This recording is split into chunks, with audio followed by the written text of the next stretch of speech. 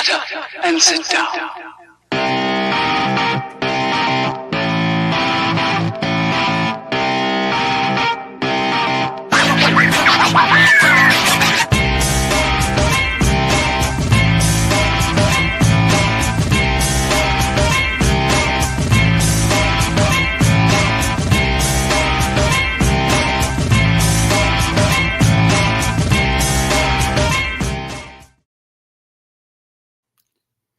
Hello, hello, hello, and happy Tuesday, Lumberjack fans. Oh, show us those done nails. Oh yeah, They look nice. Nice and bright and red for Halloween this weekend. It's gonna go great with my Halloween costume for Saturday. But I put up a teaser last night on my Instagram and Facebook of what my costume's gonna be, but I'm not gonna go any further than that. Okay, I didn't see it, so I'll have to look. Okay. So, welcome to Pardon Me, Alex. And on this lovely Tuesday, crazy weather night in East Texas. The last podcast was mainly me talking because Jaclyn had a lot of IT issues. But this time, it's going to be a flippity flop because I wasn't able to go to the exhibition game in Houston on Saturday because we had Oktoberfest at the brewery. And so Jaclyn was, along with some of our amazing basketball friends, Laura Mack and Jim Morgan, et cetera. And so they were all able to go. So Jaclyn's going to be telling us a lot tonight, debriefing us on the game and how it was and how the guys played and everything like that. So I hope you're excited for that part of it since you didn't really get to hear her talk last time. So try to make up for it today. Yeah. And fingers crossed, everyone listening and watching, that her internet cooperates. Because then if not, I'll just be flying by the seat of my pants trying to explain the statistics. Oh, God. So this was such a fun game. So I'm glad it was fun. Real quick, did you make it to the pregame? Mm-hmm. Yep. Okay. So going to shoot into was an intro, a little background. So they did have a pregame event at Carback Brewery, which is literally like 2 seconds away from where the game was, Delmar Fieldhouse. So it was from 3 to 5. I didn't get there till like 4 probably just because I was being lazy on Saturday and I was like, I'm not in any rush. I'll get there when I get there.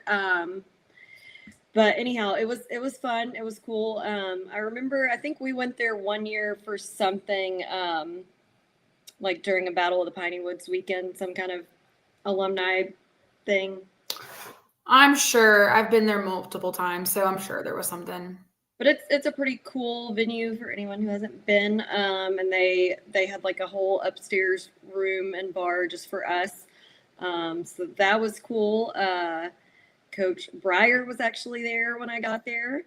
So a little bit of a surprise there. And lots of our friends. Scott Allen was there. Jim Morgan was there. Of course, Laura was there. Dennis was there. Oh, good. Yeah. So that was fun. We just hung out for a few minutes and then we went over to try to get to the gym, a little bit before 5 just to make sure we got there in time. And we haven't had a podcast with you guys since we had Meet the Jacks, but at Meet the Jacks, I got to meet, Laura and I got to meet Bryson's parents. Lovely couple, and they live in Arlington, so they will be coming to a lot of games this season. Wonderful. And they came to the game. So we got over to the gym, got in, went and sat right behind our bench, like we always do. Mm-hmm. And then Kevon had told Laura that he was going to come to the game and was going to be bringing some teammates, and so we just assumed that meant Rockets teammates. We didn't know. So he finally comes, strolling in with some guy, and we're both thinking it's a Rockets teammate, so I wasn't paying not one look of attention to who it was. Right. So I get down and walk over there to give him a hug, and lo and behold, it was Otis Walker. I was wondering if that was O. It looked like him in the pictures, and I was like, But I was like, I'm not sure. I didn't want to like comment and say that if I was wrong, but I thought that was him. Okay. I felt so bad because I thought he was bringing a Rockets teammate. So I was like, I don't know who this person is. So I didn't pay one bit of attention. And we're sitting there talking to Kevon, and then Laura comes up, and then I think Otis said something like, yeah, I played there too. And I turned around and I was like, oh my God, I didn't even notice it was you. So got to see him. And then we had some other past players that were there. Trey Pinkney was there. Mm-hmm. Got to chat with him a little bit. Nana came. Good. I got to see him for a second. I did not even, because the whole time Laura had said that he was supposed to be there, and we were looking, and I was like, well, we can't miss him. I mean, you can't miss Nana. No. But he was there. Just neither one of us recognized it was him because he has cut his hair very short. And I've never seen him with like a close buzz cut. So that was different. And then then I also messaged Nate, which of course I thought about it way too late. And I messaged him and I was like, hey, just wondering if, you're coming to the game today 'cause it's in Houston. Kevon's going to be here. And he messaged back and was like, well, I'm in Houston, but I'm not at the game. And so I should have thought about it earlier. But then he was like, well, what time does it start? And this is when we had like a 15-minute delay for game start because I don't know what was happening with the clock. So I texted him and I'm like, well, I hadn't started yet. You can probably still make it. I don't have time to see something because who knows. And then another fast player before the game was supposed to start, Davion texted me and was like, hey, is the game streaming anywhere?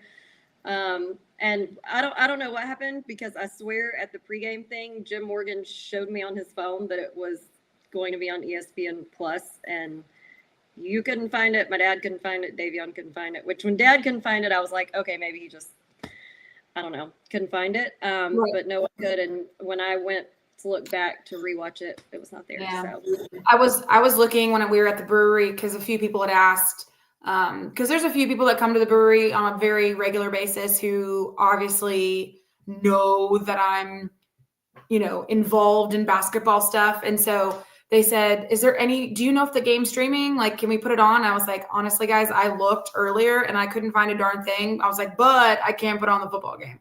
So that was really all that's all I could do for you was put on the Lumberjack football game, which also turned into a good game. So that was fine. But still, like, I was really hoping it was going to be streaming because I was going to sit there and watch it. But, oh, well. Yeah, I wish it was. I really do because I think a lot of people would have been very psyched to see it. Let's see, a few other people in our little group list that I saw there. Erica was there. Alton was there.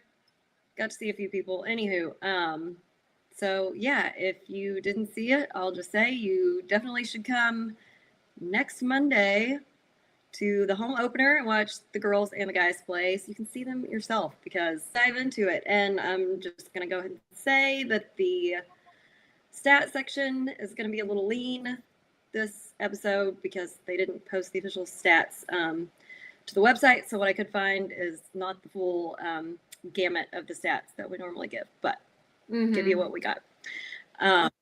So our starters for the game were Keon, Cece, Cam, Gerald, and Latif. The score, we did win 105 to 100 in overtime. Alex just told me that I'm buffering again, so hopefully. But you're caught back up now. You're good. You're good. For a minute there, you were behind, and now it caught back up. Okay. Amazon Web Services, get it together, man. So yeah, we won 105 to 100 in overtime. I'm gonna say we led by as many as 21 points. I really don't know what to tell you. Am I buffering again? No. Sorry, I was waving to my mother. Oh, she said, okay. Sorry. That was my bad. No, I didn't see it. I just immediately assumed it was me. I'm the problem. Hi. But yeah, so anyway, we led by as many as 21 points. I honestly can't tell you what happened in the second half, but I have questions. When I saw the stat sheet and the score, I was like, And you were doing a really good job keeping us updated on the basketball chat. And whenever you said that they were, obviously closing in and the gap was what happened? Yeah, and I was trying, and I'm going to tell you it was difficult because I was updating the basketball group chat, Tess, and my dad. So I was like, copy, paste, and I'm normally not on my phone when I'm watching. So anywho. I know. You had a lot of people you were keeping updated, which was appreciated, but oh my God, yeah. So yeah, I guess somewhere about halfway through the second half, I don't know. I guess we got cold, they got hot. Happens. I don't know. It just seemed like it turned around on a dime. Because when it got like 10-ish points, Laura and I were both like, no, don't like this. Like, we liked the 20-point lead. What happened? Right. But anywho, so throughout the game, the score was tied 6 times and the lead changed 4 times. Mm-hmm. And now I will give you Sean Kennedy's smaller stat section. Our field goal percentage for the game was 51.6. Our 3-point percentage was 26.9. Free throws, we were 86.5. Thank you, Keon. Total rebounds, we had 28. We only had 4 offensive boards, which obviously I would like to see a little bit more than that. 24 boards. We had 24 fouls. I will say at the beginning they were calling the fouls a lot more heavy on us than Sam, and it was just one of those games where we were playing equally as aggressive as they were. Yeah. They were falling more on us. But it did end up evening out more towards the end. Turnovers, we had 12, which I'm literally ecstatic with that number, especially it being an overtime game. That's really low. I'm very happy with that. Their turnovers were 19. We had 11 and 4 blocks. Like I said, smaller stat section, so that's literally all the stats I have to give you. And it was very difficult, like zooming in on this little screenshot that I had of a typewriter stat sheet. So you're welcome that you got those. Now to the game leader section. Usually we highlight like the top 2 or 3 scorers of the game.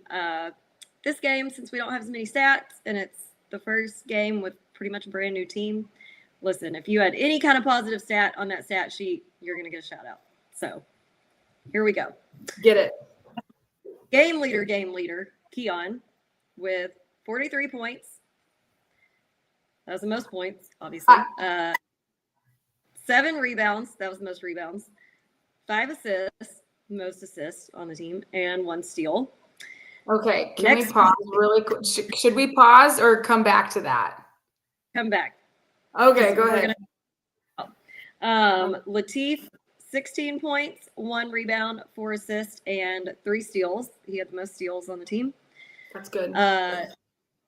Now I'm confused, and I don't know if I'm pronouncing his first name right or not, if it's Narit or Narit, but we'll find out soon enough, because now I've heard it both ways. He had 11 points. Which way was it said at the Meet the Jacks? I don't remember, but again, it was just Danny was saying it. It wasn't them saying it. True. You know what I mean? But you would think that Danny would have asked pronunciation before he got up there. I mean, he's no slouch, I'm sure, but I don't know. I just want to hear it out of their mouth so that I know. Quarterback is correct. We should just DM them all and be like, can you give us a voice memo of your name? Right. Submit at the link below. Yeah. All right. Next, we had Cam with 9 points, 2 rebounds. Then we had Gerald with 6 points, 4 rebounds, 3 blocks. That was the most blocks on the team. Good. And steal. We had Cece with 6 points, 3 rebounds, 3 assists. We had Eltramon also with 6 points, 2 rebounds, 1 steal. Also with 6 points, Ahmed. I better have said that correctly. I'm still going to call him just Mo. I'm going to say Mohammed. Yeah, well, that's going to be confusing because I'll get to why in a second. So Ahmed had 6 points, 1 rebound, 1 steal. That may be confusing because Tashik Musaka, everyone calls him on the team calls him Moo. So then we'll have a Mo and a Moo. Well, then I'll just call him Mohammed. It's gonna take some time to get the nicknames. Okay, so they call him Moo. I mean, Mo and Moo. I could do that. I think. I feel like I could juggle that. All right. Because I'm telling you, we told him at Meet the Jacks, I was like, I'm just gonna come up with nicknames for all of y'all, and if you like them, great. If not, tough titty. Because there's too many of y'all new boys, and I just either we're gonna have to sit there and listen to what they call each other on the court and make a note, or like I don't know what else to do. Yeah. Yeah. So they all call Musaka Moo. Moo. I think they all pretty much call Eltramon L. I'm making notes. Where's my notepad? Let me get my notes all here for you. And okay, I think a lot of them call Ahmed Ak. I do not know why. Ak. Okay. Ak, like ACK. Yeah. All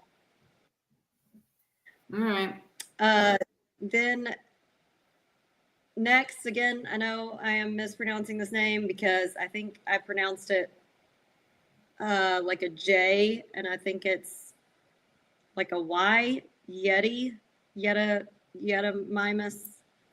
Yeti is what they called him. So Yeti. They called him Yeti. Okay, so like the Yeti, like a big white hairy monster. Got it. Oh, I wrote that on the wrong person. Okay. So anyhow, Moo had 2 points, 1 rebound, 1 block. Yeti had 2 rebounds, 1 assist, 1 steal. Marcus had 1 rebound, and Bryson had 1 rebound. Okay. Also, again, just on the off chance any of you boys are watching or listening, doesn't usually happen, but if you and you have a nickname or go by something specific that us white girls can pronounce, holler. I don't want to mispronounce names. I'll let you girl. Please. We don't either. We don't want to mispronounce names. And it's just easier. Like Keon, that's Key. That one is easy. He has the built-in nickname because that's what it is on his Instagram. So that's easy. Great. Cece, I mean, come on, that's Cece. Yeah. Give us some nicknames. Por favor. Let us know what you would like to be called. Please. Or else you'll end up with a middle name from me like Elizabeth. God bless. Okay. I don't think he probably has Jaclyn, so yeah, I don't even think he knows that I call him that. So yeah, just to give an overview, I was absolutely very impressed. I was very impressed with everyone on the roster. Especially since he didn't get to watch the game, Dad had to call me after the game to have our post-game chit-chat breakdown, and was trying to ask. And I mean, I'm still trying to learn these guys, and right. So me trying to tell him who did what, and then he's like, well, I'm just gonna have to look at the roster again. And I'm like, yeah, we're in the same boat. I haven't gotten completely familiar with them all yet. But I mean, I was impressed with everyone. They all looked great. We were absolutely running an offense every time down the court. I could not have been happier. Multiple different plays. They all seemed to know what they were doing or where they were supposed to be. What? I mean, you mean there were plays being called and they actually knew what they were? I know. Mind blown. No. Here for this, I was starting to re-listen to the podcast where we talked to Coach Breyer. We talked to Coach Breyer, and one of the things he did mention, and I was trying to make a mental note about it, was the fact he's like, yeah, we're going to be running a very quick. We're going to play quick because at the same time, we have so many guys that he's going to be cycling in because they have such a deep roster. And I'm like, okay, we've heard this before and we've seen it before, but how was because guys, I know the ones who listen to the podcast, usually have a very specific setup where we talk about feats of strength and then we talk about grievances and stuff. I just don't know how that's going to work for this first game because, again, they're all brand new. So, I mean, I'm sure Jaclyn maybe has a couple grievances, but I don't because I wasn't there. But my question for you, since you were there, is, how, again, first game, it's an exhibition. How was the, subbing in and out situation? So, okay, feats of strength. We were running multiple different plays, always running an offense. Okay. Everyone seemed to know the play and where they were supposed to be. There were substitutions, people in and out of the game. All but 2 players got in the game, but they did not seem to be erratic subs for the most part. Okay. Which is a big sticking point with me. I don't like the erratic subs because, especially with shooters, you have players that, if they get pulled out right after they miss a shot, then it's like they don't get time to get warmed up. They don't get time to get assimilated into the game. And so the subs did not seem crazy or lagging. Yeah. Why am I lagging? I don't know. It's like you talk and then 10 seconds later, it actually comes up on the screen. I don't know. Is it doing this? Hold on. I don't know, baby.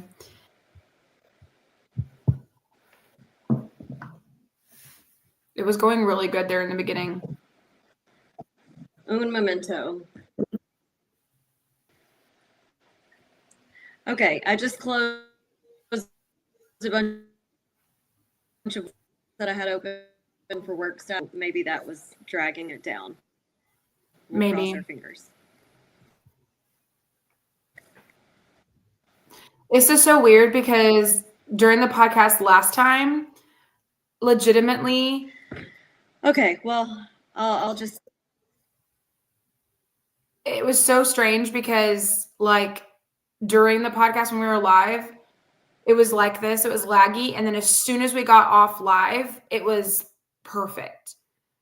There was 0 issues. So I don't really know why it's doing it during live. But when we exit off live, it's like, I don't know if it's one of the streaming platforms, if it's like Facebook or YouTube or Twitter that's like causing it to slow down.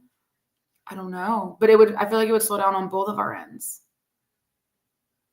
I don't know.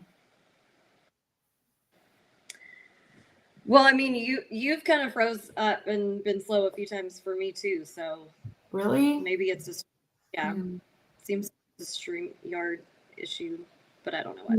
Anyhow, okay, so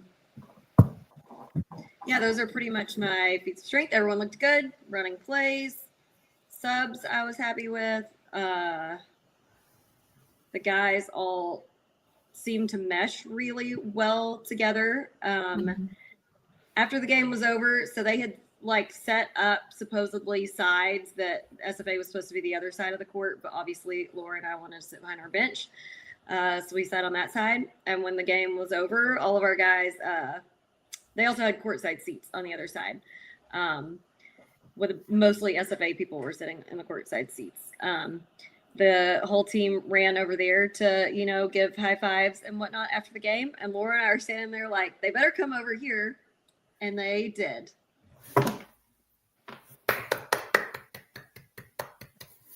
I'm pretty sure every single one of them came over. So I was very pleased with that. Next question.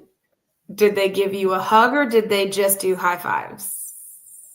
I gave them hugs. I don't know if that's what they wanted, but that's what I went for and reciprocated. So. Okay, good. So they did reciprocate the hug though. Yep. Okay. And did you tell them this is what we expect every time at home? Okay. I did not, just because I was so thankful that they came over, but every one of them that said thank you for coming, I was like, of course, thank you for coming over here to see us after the game. So we were very pleased with that. Okay. Well, again, maybe CC, because he knows we'll be back there, and so does Keon. But again, CC knows we're back there, so hopefully he will. And always, all the little old, ladies and guys who adopt them during the season sit behind us. And here's the thing: if they stop coming over, we're just gonna bust down off the dang and just go down onto the court like we started doing at the end of last season. Try to stop me. We will get our hugs. And then my favorite part is when they give hugs and they're like, well, I'm sweaty. I'm like, does it look like I give a rat's? Yeah, no, we don't care. In fact, Laura and I were, I was like, I'm glad that you wanted to sit behind the bench too, because I just, that's where I have to be. And she was like, I want to feel their sweat hitting me. And I was like, yes. I love her so much. I'm so glad that she was there with you. So when they came for the hugs, it was fine. I definitely had like a whole side of my face that was like covered, like drenched in sweat. Fine. From the hugs, but you know what that tells me? Happy. Hard. I don't care. Yeah. I love it. I love it. Bingo. So yeah, I mean, those are general feats of strength, but all the grievances that I'll air. And one of them's inconsequential since we won anyway. I do wish that we wouldn't have let go of a 21-point lead, because I would have loved to just given it to them by 20 plus points.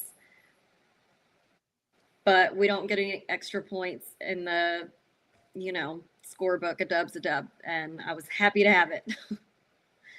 That was the first one. The second one, and I feel like I will go on quite a tangent on this one. I'll try not to, but let's see. Here's the disclaimer. Like, I'm speaking for both of us on this. I'm just saying me because I was at the game, this game. But anyone who knows us know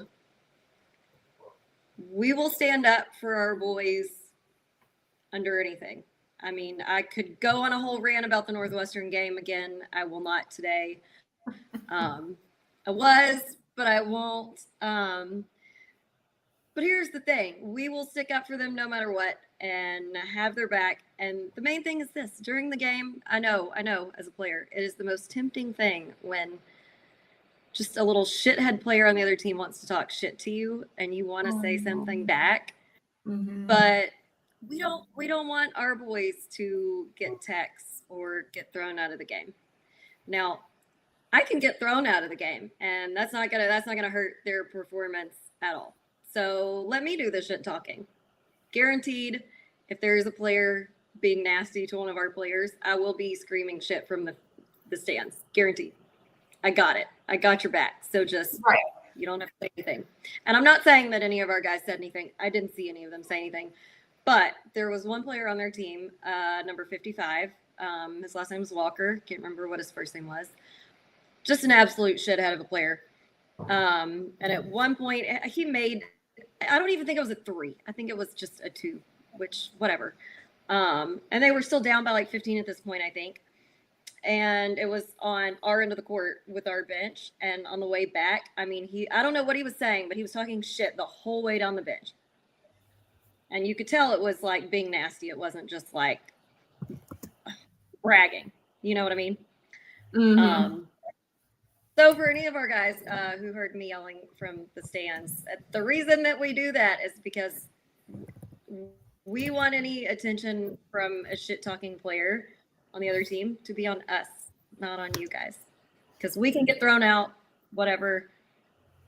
Haven't gotten thrown out once yet. So, whatever. But yeah, I don't know. I was just incensed. I don't even know what he said, but I just didn't like it. I didn't like the look on his face.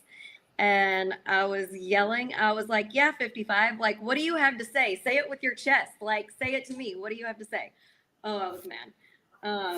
And he just had a shit attitude because there was another point in the game that like he was trying to just egregiously flop to get a foul.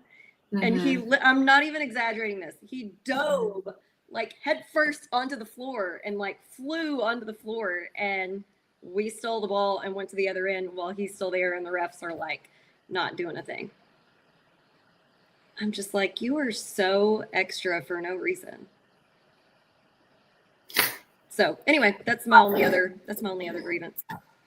And I hate that so much. Like, I think the egregious flopping is something that like is a huge, huge issue, not just like at our level, but at any level. And I feel like, you know, if the referees don't, you know, get that under control early in the game, like it's just going to get worse, and people are going to continue to think that it's okay to do this.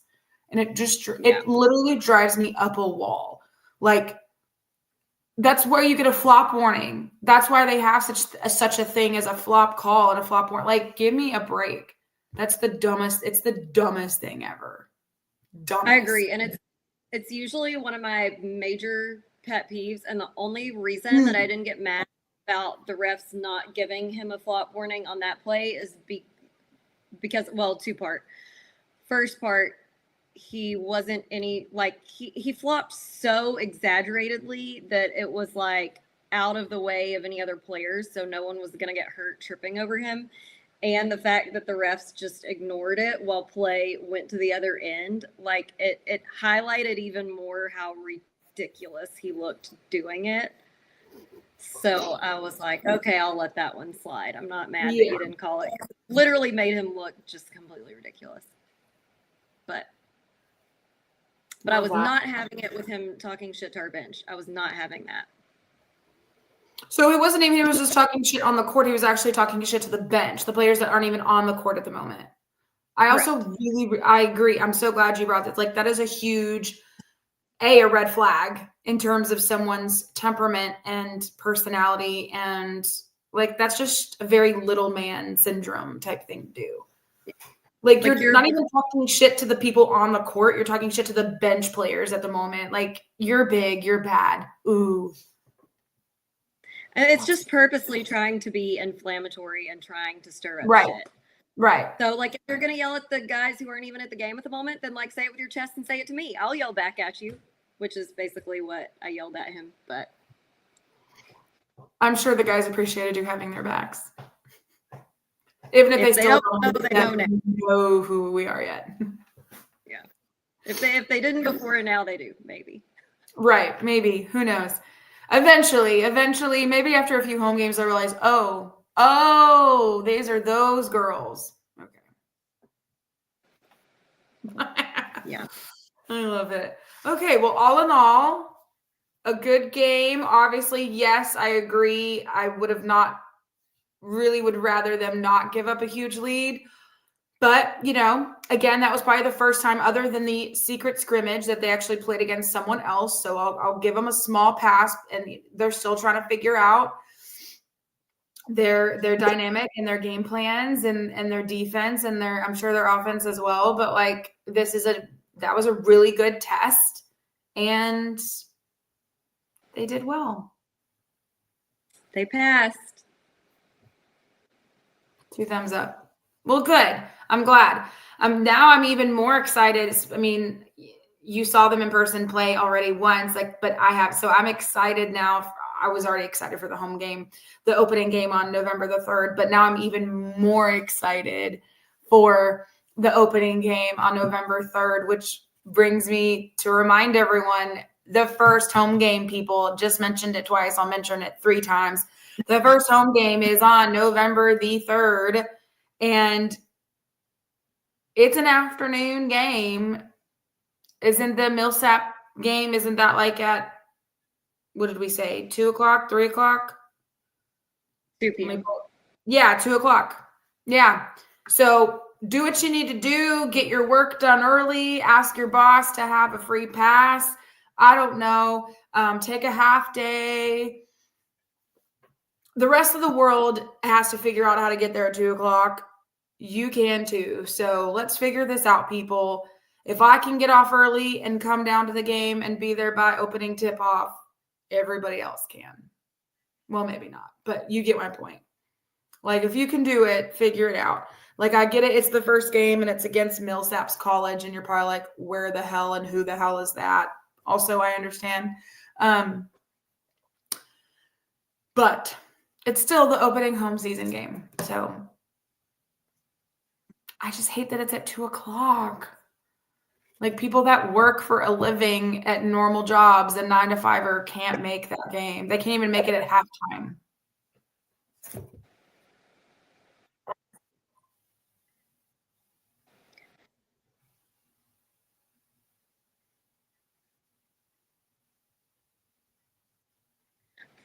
I mean, perhaps you could do a lunch break thing if you were going to try to make it, but yeah. If anything, even if you can just stay for 30 minutes to an hour during a lunch break, bring your lunch and pack a lunch and bring it into the game and eat your lunch during the game. Something. Okay. If you're like someone who was brought in before. Yeah. Oh, I love it. Okay. Well, thank you, Jaclyn, for that lovely debrief and letting us know how the game went, since it wasn't televised, so people couldn't, or streamed, so nobody could really watch it.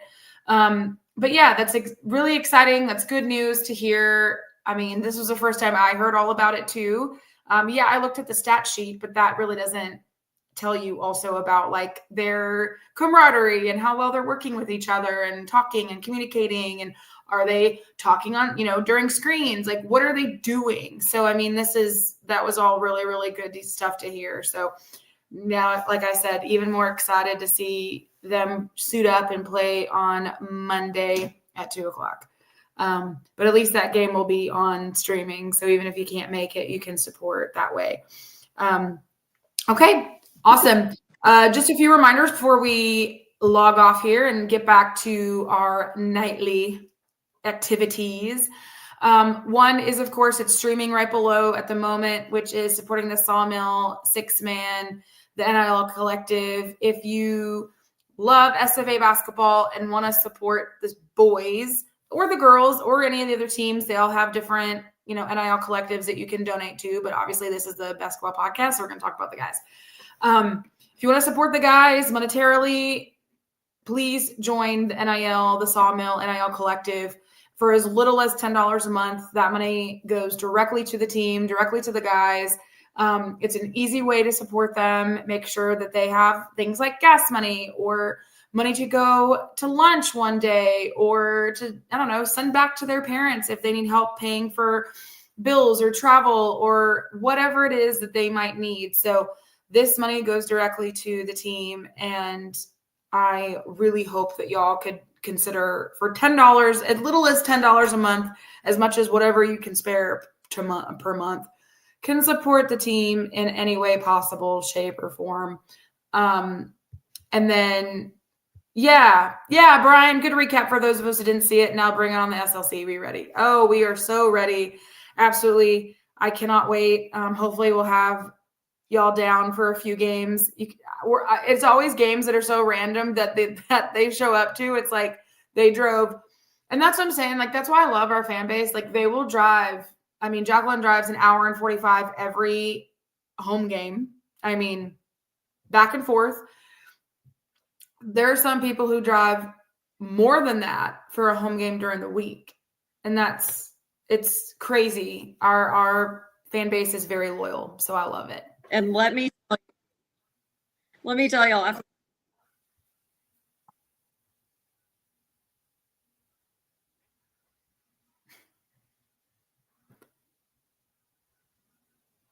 this is my only other grievance that I forgot to include for Saturday, and it has to do with the drive back. Because I'm a dummy and should not have driven back, but I didn't think it be that bad. And it was absolutely pouring for the first 2.5 hours of the drive. Plus, it was super wet on I-45. And any of y'all who've ever been to Houston, Alex already knows what I'm going to say. If you are not going at least 10 miles over the speed limit, you are getting ran over. It's true. Like you are going to die. So imagine the roads being super slick. There's tons of huge trucks barreling through there with the spray hitting all over my car. It was absolutely miserable, and I ended up having a migraine on Sunday because by the time I got home, also add in that the game started late, then it was overtime. So by the time it was over, I was absolutely starving.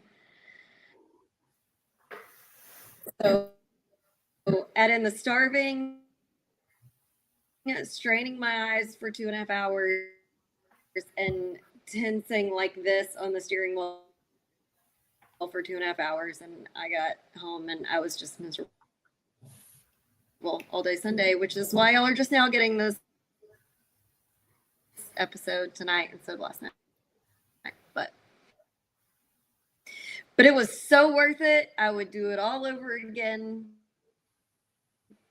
twice on a Tuesday. Love it. Good. Okay. So to round out the reminders, obviously, yes, the Sawmill Collective, and then let me give y'all. Yeah, it caught up finally. And then, of course, My Plates. We didn't mention this last time, but I wanted to make sure I mentioned it on this one. Buying your My Plates for your ride. It's a Stephen F. Awesome way to support your lumberjacks. It's easy. It's a fun way. You can obviously check out Jaclyn and I's license plates, our vanity plates on our car. We love our vanity plates. Everyone knows who we are and where we're going and coming. Hello.